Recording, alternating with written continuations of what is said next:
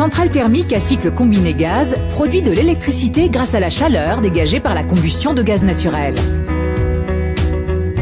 Ce type de centrale combine deux types de turbines, une turbine à combustion et une turbine à vapeur reliée à un alternateur. Avec le même volume de combustible, ces deux turbines permettent de produire une quantité plus importante d'électricité. Dans certaines centrales, chaque turbine est reliée à son propre alternateur. Dans la turbine à combustion, de l'air est injecté dans un compresseur à haute pression. L'air ainsi comprimé est ensuite propulsé dans la chambre de combustion où il se mélange au combustible.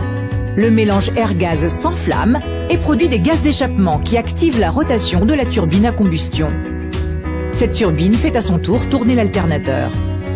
La chaleur des gaz qui sortent de la turbine à combustion est ensuite récupérée dans une chaudière tapissée de tubes dans lesquels circule de l'eau. L'eau ainsi chauffée par ces gaz est ensuite dirigée vers un ballon dans lequel elle se transforme en vapeur. La vapeur est alors envoyée vers la turbine à vapeur et la fait tourner. L'énergie produite par la rotation de cette deuxième turbine est transmise à l'alternateur et s'ajoute à celle déjà transmise par la turbine à combustion.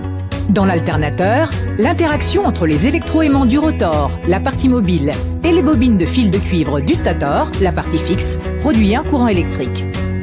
Des transformateurs élèvent la tension de ce courant à 225 000 ou 400 000 volts pour qu'il puisse être transporté plus facilement dans les lignes à très haute tension du réseau. La vapeur qui est sortie de la turbine passe enfin dans un condenseur dans lequel circule de l'eau froide. Elle est ainsi retransformée en eau pour être renvoyée dans la chaudière. Les fumées issues de la combustion sont-elles filtrées avant d'être évacuées par les cheminées. Grâce à l'utilisation du gaz naturel comme combustible, les émissions de CO2 sont divisées par 2 par rapport à une centrale au charbon. Flexibles et réactives, les centrales à cycle combiné ont un rendement supérieur à celui des centrales thermiques classiques. Capables de monter à pleine puissance en moins d'1 heure, elles répondent aux fortes variations de consommation, notamment pendant les périodes de pointe, les jours de grand froid par exemple.